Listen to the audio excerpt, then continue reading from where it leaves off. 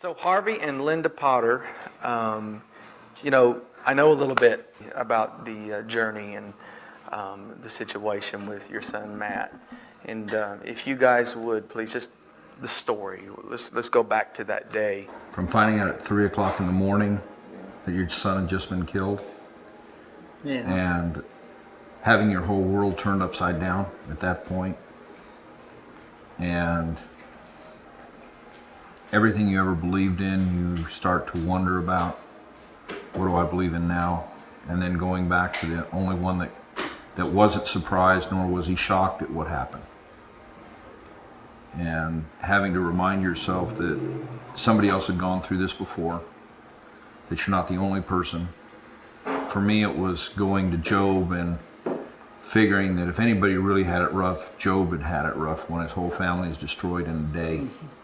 That's right. And evidently he lived somewhere near Oklahoma because a twister came through. He had ice. Yes. He had friends that weren't necessarily their best friends, that had wrong words to say, and it's still the same. You still have friends that mean well, but their words are wrong. You have other ones that really stick with you and encourage you.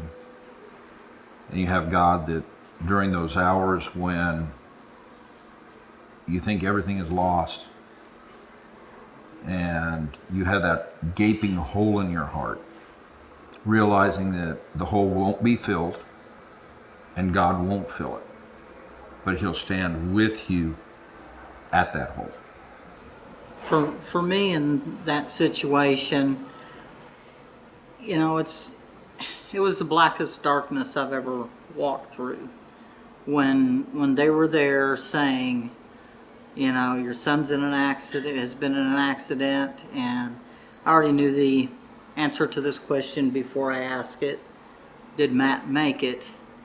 And they said, no, we're sorry, he didn't make it. Harvey hadn't even made it out there yet, but it was awkward for them, so they went ahead and told me. And I just remember the words that came out of my mouth, and I don't know, it just welled up in my spirit. And I just said, God, I don't understand, but I trust you.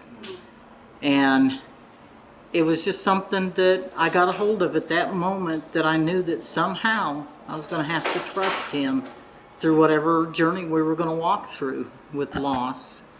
And, through the hurt and the pain and different things that you walk through in that area, it's like we said, people, they try to be helpful.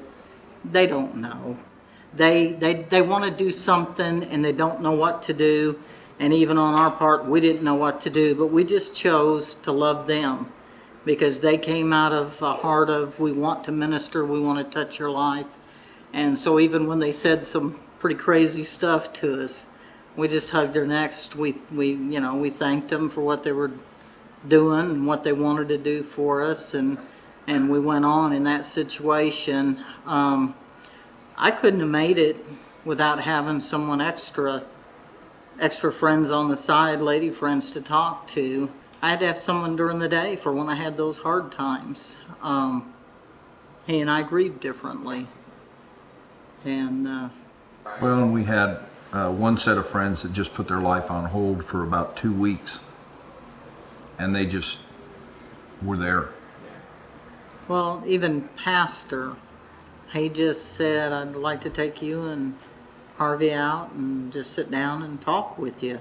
He really wanted to see if there was anything more he could do as a pastor and as a friend, And since it was obviously very new to us and walking through it, it was hard for us to say, this is what you do and this is what'll help. One thing, Diane Howard, who's one of my bosses, obviously, she came to me a few weeks after we lost him, and she said, Linda, how's your day? And we were at church, and my immediate response was, it's not a good day. And as I went and sat down in the pew, I just heard the Lord speak to me, Linda, I made the day. And I realized it's a day that we're to rejoice in, and it's a good day because God made it. So when I look at that situation now, I look at it that, okay, God, you made a good day. circumstances in it are happening I may not care for, but the day's a good day. And it's a matter of some mornings, I get up and I just say, God, it's a good day. Because I can't walk by feelings, because if I walk by feelings, I don't want to get out of bed. But I walk by faith and I rise up in that and I just say, it's a good day. God made this day. It's a blessed day. And God put people in it to touch my life, and I want to touch other people's lives. Well, you learn, like the psalmist, some days you just have to encourage yourself and you have to talk yourself through it. And there were days for both of us where we had to talk ourselves through what was going on and encourage ourselves, because you can't see it.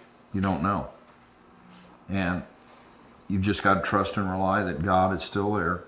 He's not surprised. He's not shocked.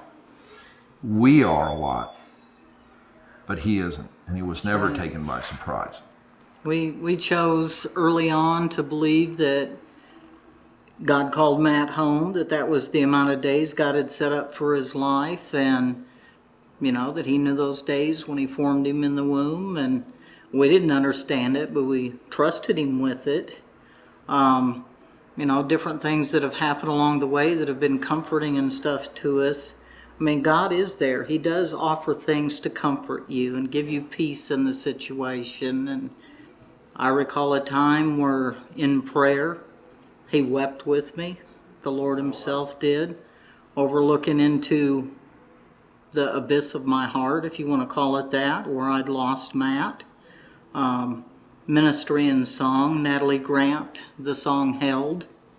When the sacred's torn from your life and you survive, it's what it means to be held. There were times when we had to have more help than what he and I could be to each other. We did go to a Christian counselor. It was mainly because he and I grieved differently. I need to talk about Matt. He needs me not to talk so much about Matt. Okay? And so that was something that we had to get outside help. We came across a lady that was a wonderful lady and ministered into our lives, and enough that she could just bring out that we knew that we had to do things different. One more thing and that is Crystal's involvement, our daughter. She really has been a big part of with Harvey and I, and walking through this and overcoming in different areas and things, and the new, the grandbabies, the new joy to our lives, and that God does bless and give little blessings along the way that truly are important to us. I think some of the things we've also learned along the way is that family's a lot more important. Absolutely. Than what people take it. Because life is precious and it can be snuffed out so easy. And we do a lot more things as a family than a lot of people. We have a lot more involvement in our daughter's life, her and ours, than most families do. And it's caused us to be a lot closer together, and with the grandbabies a whole lot closer together. And you think more about it, because when you're young you're bulletproof and you know it, and then you realize you're not. See, we also found, like where I work, one of the men I supervise right now, he lost his daughter to a motorcycle accident just 6 years ago. And then a man up the street had lost his daughter. And you can understand what they're going through. You can't feel exactly what they went through, but you sure do have a better understanding of it. And it gives them a place where they can vent to, and you can sit down for a minute over a cup of coffee or whatever. And it's amazing the people in your own neighborhood, what they've gone through. Yep. And you get more attuned to hearing that when you have something devastating go on. You start hearing better than you did before. Absolutely. And we tell each other we love each other a lot. That's pretty important. There's not a day goes by that I see my grandbabies, I tell them how much I love them and hug them. I always tell Harvey that I love him. I tell my daughter that. Yeah, ooh, yuck. Get a little mushy around our house, so. Well, again, I just want to say thank you so much for setting that example and showing other people that, you know what, you can make it through this kind of stuff. And